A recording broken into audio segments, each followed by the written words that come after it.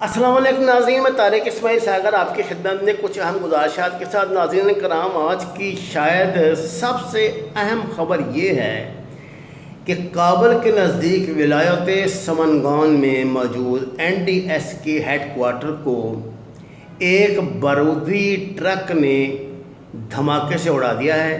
اس کی 3 منزلیں اب تک گر چکی ہیں۔ واقعات کے مطابق یہ ٹرک شام کے وقت مین گیٹ کو توڑ کر اندر داخل ہوا، جس پہ پہرے داروں نے فائرنگ بھی کی، لیکن ٹرک بالکل ٹارگیٹ پر جا کے ٹکرایا، جس سے 3 منزلہ عمارت تباہ ہو گئی۔ جیسے ہی دھماکہ ہوا، اس کے بعد 4 مسلح افراد اندر فائرنگ کرتے ہوئے داخل ہوئے، جنہوں نے وہاں پہ موجود لوگوں کو گولیاں مارنی شروع کر دیں۔ ناظرین کرام، جو اب تک کی تصدیق شدہ اموات ہیں وہ 20 یا 21 ہو چکی ہیں اور سینکڑوں لوگ اس میں زخمی ہیں۔ یہ شاید پہلا طویل عرصے کے بعد ایک ایسا بڑا ایونٹ ہے جس کی طالبان نے ذمہ داری قبول کی ہے۔ اس کی ذمہ داری طالبان نے کیوں قبول کی اور انہوں نے یہ ایکٹ کیوں کیا؟ اس کا جواب ہے کابل حکومت کا مسلسل تنگ کرنے والا رویہ، صلح نامے کی شرائط عمل نہ ہونا۔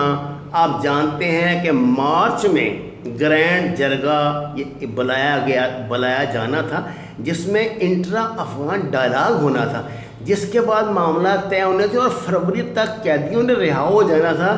لیکن اشرف غنی نے ایک مخصوص ایجنڈے کے تحت، جو اس کو انڈیا اور اسرائیل کی طرف سے ملتا ہے، معاملات کو روک دیا۔ ناظرین کرام، NDS ہے تو افغانستان کی انٹیلیجنس ایجنسی، لیکن یہ حیرت انگیز بات ہے کہ یہ را کا ہی بیبی ہے۔ اصل میں را نے اس خطے میں اپنی سرگرمیاں جاری رکھنے کے لیے NDS کی تشکیل کی تھی، اور اب اس کا امریکن بھی اپنے حق میں بھرپور استعمال کرتے ہیں۔ طالبان کے لیے یہ ایک مسلسل درد سر ہے جس نے اس خطے کی صورتحال کو ہی بگاڑ کے رکھ دیا ہے۔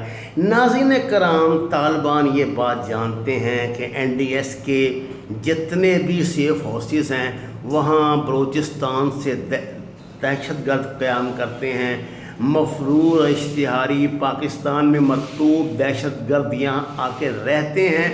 ان کی سرگرمیاں کسی سے ڈھکی چھپی نہیں ہیں۔ یہ لوگ بلوچستان میں اور پاکستان کے نارتھ میں جو کارروائیاں کر رہے ہیں، ان کو روکنے کے لیے کئی طرح کی کوششیں کی گئیں، لیکن جو سر چڑھتی دکھائی نہیں دے رہی تھی۔ ناظرین کرام، ایسا دکھائی دیتا ہے کہ طالبان نے دوبارہ ڈنڈا پکڑنے کا اعلان کر دیا ہے۔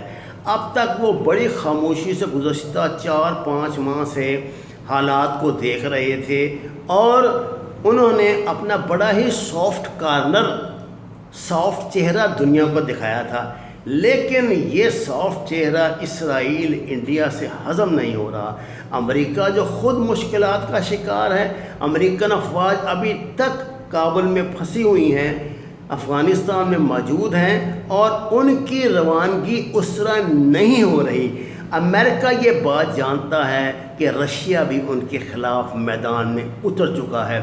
یہ اطلاع کہ رشیا نے طالبان کو خاص طور سے امریکنوں کو شکار کرنے اور فی امریکی انعام دینے کا اعلان کیا ہے، فیصلہ کیا ہے، تصدیق شدہ اطلاع ہے جس نے امریکوں میں سراسیمگی طاری کر دی ہے۔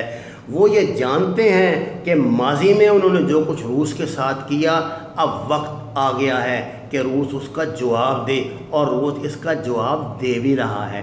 پاکستان کی پوزیشن ناظرین یہ ہے کہ بات سمجھ سے بالاتر ہے۔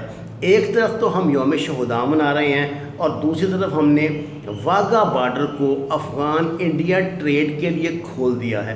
مجھے نہیں علم کیا خفیہ مذاکرات ہوئے ہیں، کیا خفیہ بات چیت ہوئی ہے، اور کون یہ اس سارے کھیل کی ڈوریاں ہلا رہا ہے؟ یہ تو ممکن نہیں کہ جو ہمارے ساتھ NDS کر رہی ہے، را کر رہی ہے، وہاں موجود دہشت گرد کر رہے ہیں، اس کے بعد اچانک پاکستان ایسی فراخ دلی کا مظاہرہ کر دے۔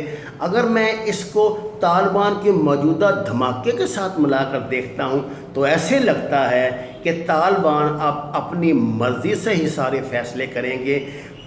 ممکن ہے آگے مستقبل میں وہ پاکستان کی رائے کا بھی اس طرح احترام نہ کریں جیسے ماضی میں کیا کرتے تھے، کیونکہ افغان حکومت کے ساتھ، موجودہ افغان حکومت کے ساتھ پاکستان کے بڑھتے ہوئے تعلقات، ممکن ہے پاکستان کی سفارتکاری کا کوئی پہلو رہا ہو، لیکن طالبان کے لیے ناقابل برداشت ہے۔ وما علینا الا البلاغ المبین۔ ناظرین کرام، درخواست ہے کہ قرآن اور نماز کو ترجمے کے ساتھ جانیے، جتنی بھی جگہ گھر میں میسر ہو وہاں سبزیاں لگائیں، سایہ دار شجر کاشت کریں، پھلدار درخت لگائیں، اور ہمارے چینل کو سبسکرائب کر کے سچ کے سفر میں ہمارا ساتھ دیں۔ آپ کا بہت شکریہ۔